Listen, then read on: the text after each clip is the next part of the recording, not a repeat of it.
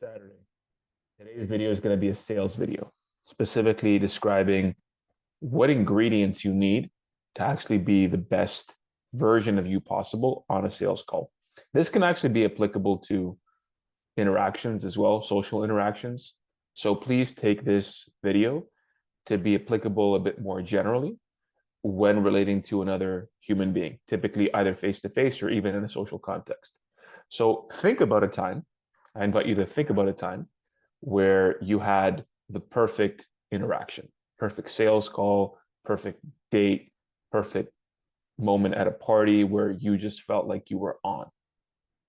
Everything was just working. You were just on. You were feeling good. People were responding well, and you walked away from that feeling like you may you may have not had any thoughts. Maybe you just in the zone. You just had that level of awareness and that level of flow state where everything just felt right and you were just on. So the question is, if you can do that, if you've done that one time, what it means is that you have that within you already. So I once had an opera teacher. Yes, you heard that right. Who, when I hit a note, we were doing some practice, and I hit a note that I've never hit before, and I stopped, and I kind of shocked myself. And and then I couldn't hit it after like a couple of sessions after that. I was frustrated with myself. And he stopped me and he said to me, if you can do it once, you can do it always. And that phrase always stuck with me. And the other phrase that he told me once when I was practicing and I was kind of focusing here as opposed to like my diaphragm, he would say from within. And when he would say from within, I felt the feeling of awe. It's goosebumps, right? Got chills.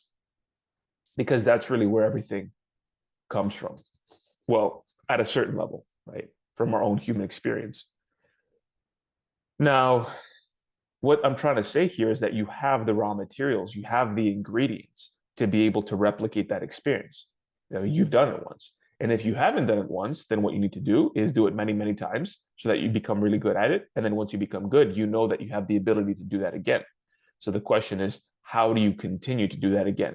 And I want to give you an analogy here. This is something that I was thinking about during my meditation. It may sound silly to you, but I think it's a fair analogy. So imagine making a cake, right? And you need a specific ratio of ingredients to make the cake in the exact precise way that tastes amazing to you. And if it's not a cake, whatever. Pick any other dish that you would want to make that requires a lot of ingredients and like specific ratios.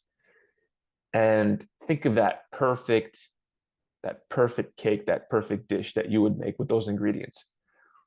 Now you have those ingredients. The problem would be is the ratio that you're using, or if you're even using those ingredients at all. Because remember, every time you're presented with options, you have all the ingredients, but you have to take those ingredients and you have to weigh them out.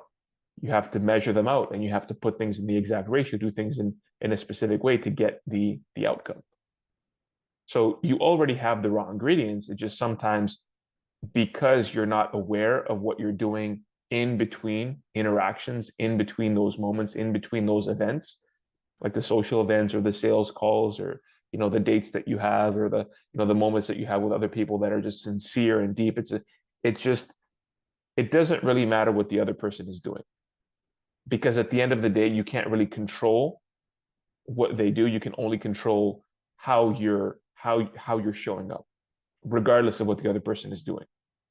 And it's very likely in those situations that I'm describing that it was a circumstance that wasn't ideal, and you just managed to pull it off, or you just had access to the resources internally that you could properly execute on. So what we're doing on a day-to-day basis is we're taking the ingredients of the cake and we're eyeballing everything. We're like, a little bit of this, a bit of that, and then we eat it, and then we're like, it's a bit too sweet, or it's not sweet enough, or it's a bit too sour, or it's a bit too bland. It's never like just right, right? Just like Goldilocks's porridges. it's rarely, I should say, just right, where it's just, you're in that sweet spot, you're in that zone. So what you have to do next time that happens, pay attention to the ratio of the ingredients that you're using, not only in the interaction, but of the day, because your goal should be to replicate and to try to repeat the experiences that you have that put you in that flow state or put you in that state of mind where you're just able to perform, interact with somebody, have a great sales call. And so maybe those are rituals that you have. Maybe these are habits that you undertake. Maybe these are certain actions that you do on a day-to-day basis. Maybe it's how you manage your energy. Maybe it's what you eat, how you sleep. Maybe it's when you go to the gym and how often. It could be all of those things. It may sound very arduous, but if you really want to live, an optimized life and a life where you feel like whatever you're doing, when you do it right, you can consistently do that thing, then it's important to pay attention to those ingredients, the ratio of those ingredients. Because remember, the ingredients are, you have them. You already have them. It's already within you. You have everything that you need. And listen, if you don't, because you're trying something completely new, then you're going to go out and develop that skill. But then once you do that, you have the ability to learn. So you just have to effectively learn how to learn. So once you learn how to learn, then you're going to be learning more efficiently with greater level of attention. And you're going to be able to make modifications in such a way that allows you to replicate that experience. Now, again, there are things outside of your control. So the last thing that you want to do is feel like you're doing everything right and you're not getting the outcome, then you get frustrated and you fall off, because it's going to be very likely the case 100% of the time that there are things like I talked about in yesterday's video or a couple of days ago that are outside of your control. So these things are outside of your control. How somebody reacts is outside of your control. The weather is outside of your control. There are things that are just outside of your control that you cannot influence in any way. Like you can influence to a certain degree in some cases, in some instances, say for example another person, but really it's very unlikely that you're going to be able to replicate the outcome unless you put yourself in similar situations so that it makes it more likely that you would. Which means if you're talking to a specific person, if you're talking to people in the context of sales or dating, let's take sales or business as an example, you want to talk to many different types of prospects. So that way you have the exposure, you have the experiences, so you can record those experiences in your mind. So that way you can recall, oh, and you're not doing this consciously. Typically you're doing this unconsciously, consciously at first to recall the experiences, to kind of bank them somewhere. But then once you have like 5, 10, 15, 20, 25, 30 of these types of people that you're talking to, you're going to know specifically how to modify your I guess in the context of the sales call, modify your approach so that way you can meet them where they're at, right? Which means that you're selling to the prospect the way the prospect wants to be sold to, not the way you want to sell them. So it's the way they want to buy, not how you want them to buy or how you think they should buy. I mentioned this, I think, in one of my first videos in the context of sales. Now, in the context of like social interactions, it's different because you want to be you and you don't want to be being a chameleon and like putting on a happy face or pulling your own strings to try to be something for somebody else just to get them to like you or whatever your goal might be. Your goal is to have a good time. Your goal is to be congruent, be connected, be authentic, to have a good character, to bring that character forward, and to hopefully influence people in a positive way. Right? No matter who you're talking to, whether it's a sales call or otherwise.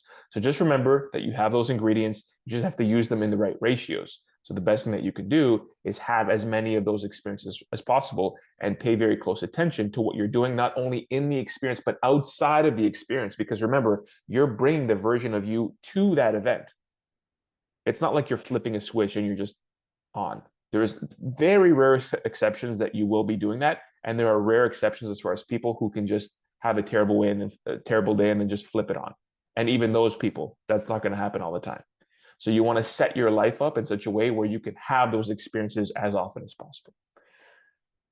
And if you want to learn how to do that, you can watch my previous videos. And of course, I will be talking in the future more about like breaking things down and and going more in depth about everything that I've been talking about and things that I haven't been talking about just yet. So if you found this video helpful, give it a like, subscribe to the channel, leave a comment if you liked it, if you didn't like it, if you disagreed with me on something, if you agree with me, if you want me to cover something, let me know.